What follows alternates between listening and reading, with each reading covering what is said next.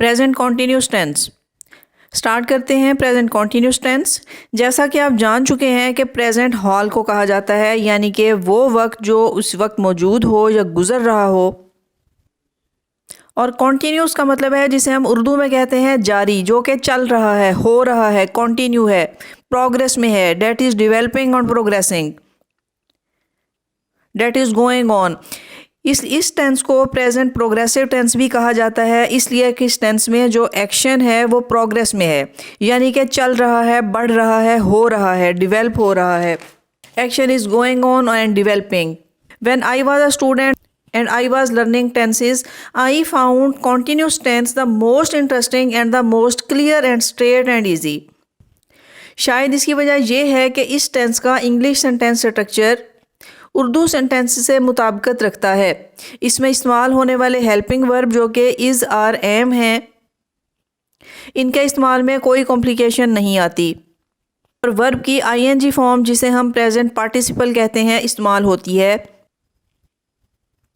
इसलिए इस टेंस में सेंटेंसेस कंस्ट्रक्ट करना या ट्रांसलेट करना इसलिए भी आसान है कि इस टेंस में गलती का इम्कान ना होने के बराबर है।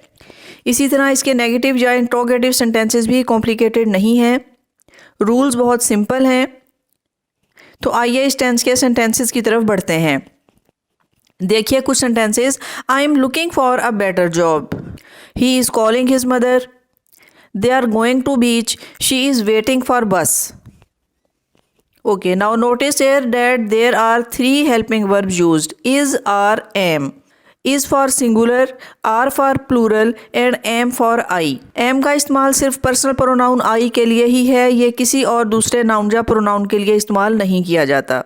is used for singular noun और प्रोनाउन। तमाम सिंगुलर नाउन या प्रोनाउन जो कि सब्जेक्ट की जगह पर होंगे, इनके लिए हेल्पिंग वर्ब इस का इस्तेमाल किया जाएगा कि प्लूरल के लिए आर यूज़ किया जाएगा। पर्सन यू के लिए भी हेल्पिंग वर्ब आर इस्तेमाल करेंगे। तो यहाँ तक हेल्पिंग वर्ब की कहानी ख़त्म होती है। अब आते हैं मेन वर्ब की जानिब, जो कि सेंटेंस में एक्शन वर्ड है। ख्याल रहे कि हेल्पिंग वर्ब या मेन वर्ब ही टेंस को शो करते हैं। प्रेजेंट, पास्ट या फ्यूचर वर्ब या हेल्पिंग वर्ब की मदद से ही प्रेजेंट किए जाते हैं। रॉन्ग हेल्पिंग वर्ब या रॉन्ग फॉर्म ऑफ वर्ब, यानी कि अगर हम रॉन्ग हेल्पिंग वर्ब का यूज़ करते हैं या फिर मेन वर्ब की रॉन्ग फॉर्म इस्तेमाल करते हैं, तो ये गलती हमारे टेंस को बिल्कुल चेंज कर सकती है, जिससे हमारा सेंटेंस गलत हो सकता है, हमारा सेंटेंस गलत मीनिंग दे सकता है। इसलिए इनके इस्तेमाल के बारे में जानना बहुत ज़रूरी है। इनके इस्तेमाल में महारत हासिल करने के लिए केयरफुल रीडिंग या ट्रांसलेशन की एक्सरसाइज भी की जा सकती है। अगर आप प्रेजेंट कॉन्टिन्यूस के मेन वर्ब को देखें तो आप नोटिस करिए कि तमाम जुमलों में वर्ब की आईएनजी फॉर्म इस्तेमाल की गई है, जिसे प्रेजेंट पार्टिसिपल भी कहा जाता है। इस टेंस में नहायत आसान बात यह है कि यहाँ तमाम जुमलों में ऑल सिंगुलर और plural, first person, second person, third person, सब के लिए वर्ब की इसी फॉर्म का ही इस्तेमाल किया जाएगा, यानी कि आईएनजी फॉर्म। कॉन्टिन्यूस टेंस के रूल्स यहीं ख़त्म हो जाते हैं। अब बढ़ते हैं इस टेंस के यूजेस की जानिब कि इस टेंस के क्या यूज़ हो सकते हैं। प्रेजेंट कॉन्टिन्यूस टेंस, जिसको प्रेजेंट प्रोग्रेसिव टेंस भी कहा जाता है, ये इसलिए कि ये टेंस ऐसे एक्शन को बयान करने के लिए इस्तेमाल किया जाता है जो प्रोग्रेस में है, यानी कि हो रहा है।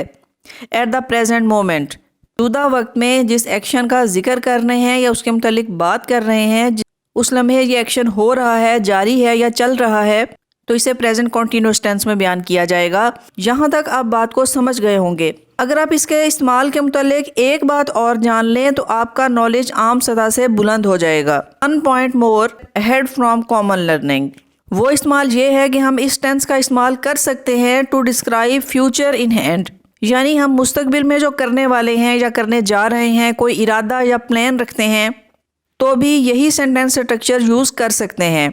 जैसे for example, I am going to tell you an important thing, मैं आपको एक अहम बात बताने वाला हूँ।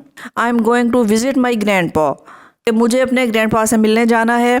तो यहाँ आप देखेंगे कि ये बात फ्यूचर की है, ये एक्शन हुआ नहीं, मैंने आपको इम्पॉर्टेंट बात बताई नहीं, बट मैं बताने वाला हूँ। ये ऐसा एक्शन है जो इस वक्त नहीं हो रहा, बल्कि ये एक्शन फ्यूचर में होने जा रहा है। एक्शन मौजूदा या प्रेजेंट एक्शन नहीं है। इस एक्शन को हम करने वाले हैं, यानी कि ये एक्शन इस वक्त नहीं हो रहा बल्कि प्लान है जो फ्यूचर में होगा। और अगर आप सेंटेंस स्ट्रक्चर को देखें तो आप प्रेजेंट कॉन्टिन्यूस टेंस का स्ट्रक्चर देखेंगे। इसलिए इस बात को मद्देनजर रखना ज़रूरी है कि इस टेंस का इस्तेमाल ऐसे एक्शंस को भी डिस्क्राइब करता है जो फ्यूचर में होने जा रहे हैं। आइए कुछ और प्रैक्टिस करते हैं कुछ सेंटेंसेस की हेल्प से। John is going to a new school next term. Most people are using email instead of writing letters. The children are playing at snow. The baby is crying out loud. I am cooking pasta for lunch. Mary is teaching the class. My son is working on his science project.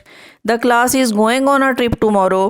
आप यहाँ देख सकते हैं कि present continuous tense जो कि होने वाले मौजूदा एक्शन को डिस्क्राइब करता है। हेल्पिंग वर्ब इज, आर और एम का इस्तेमाल है कि हम जान चुके हैं। Is for singular, are for plural and am is used for I and main verb is used in the ING form and nothing more in this tense. These were some simple examples and introduction of present continuous tense. I hope it will help in your learning language. See you with more examples in next video.